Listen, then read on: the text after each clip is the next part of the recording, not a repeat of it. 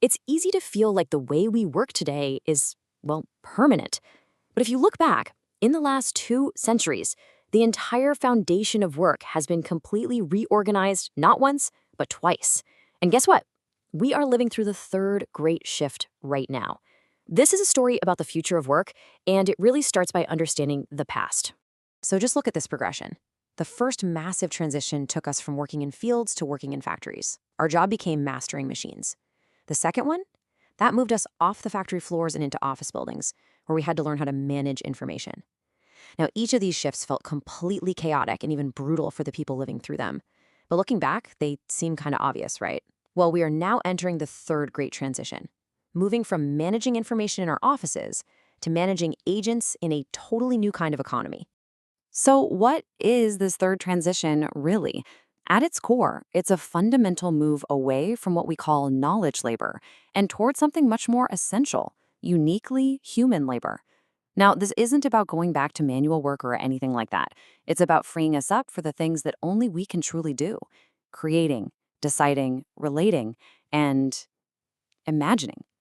To understand where we're going, we have to be really, really honest about where we are right now. We are living in what you could call the performance economy. And I don't mean performance like doing a great job. I mean performance as in acting. Our entire professional life has become this endless stage play. And let's be honest, everyone is completely exhausted by it. The first act of this play, the resume. We're all taught to cram decades of our life, our experiences, our learning, all onto a single page of bullet points.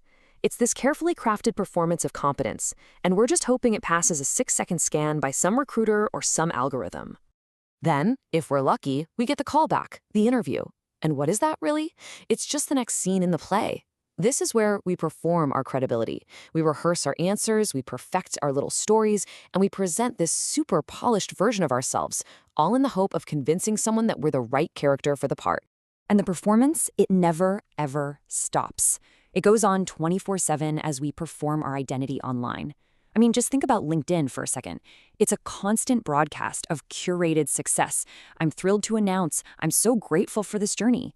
It's gotten so crazy, we've literally created an entire industry around something called automated authenticity. I mean, that phrase is a complete contradiction, yet we don't even blink an eye at it anymore. Okay, but here's where it gets really interesting. Generative AI is about to break this entire system. Soon, AI is going to make every single one of these performances flawless. The perfect resume, the perfect cover letter, the perfect email, all generated in seconds. So here's the crucial point. When every performance is perfect, when every signal is flawless, then none of them mean anything anymore. The signals we've relied on for decades just become noise. The entire system simply collapses under its own weight. So, what replaces it? Representation.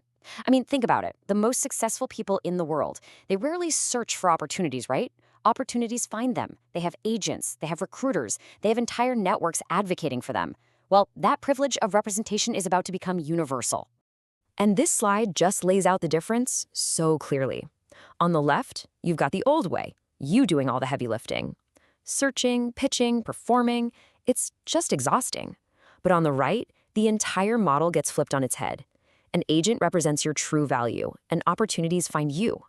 The focus shifts from that endless soul-crushing search to actual, meaningful connection. So, how does this actually work? Is it some sort of chatbot? No, not at all.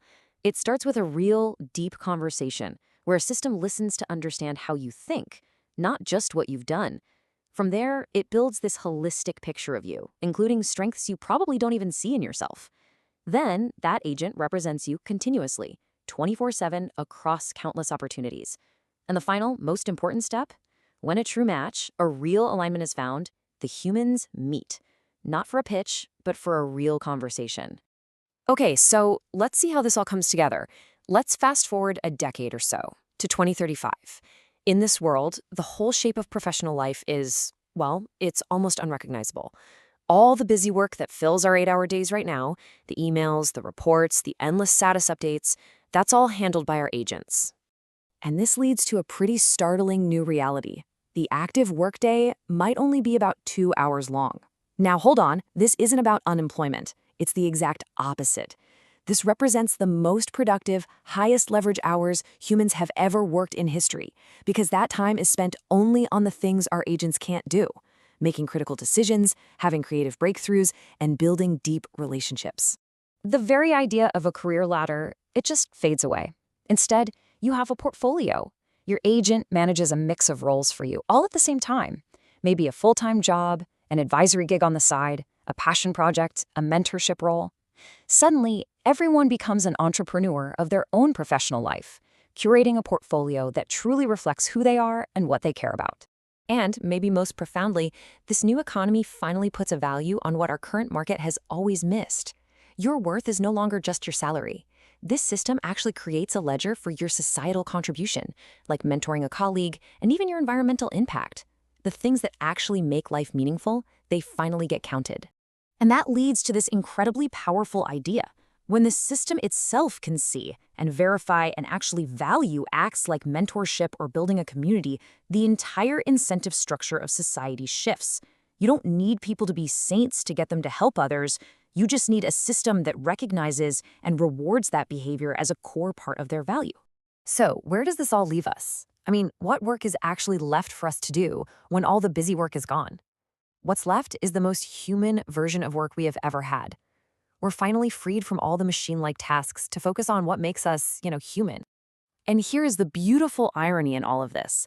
By putting an AI agent between us to handle all the filtering and the posturing and the performing, we actually get more genuine human interaction, not less. When we finally connect with another person, we can just skip the performance and actually, finally, just be human. So look, this future isn't a question of if, it's a question of for whom. This world of representation, it's coming. The only real question we have to answer is this. Will it be for everyone? Or are we going to leave most of the world behind, alone with nothing but a resume and a prayer?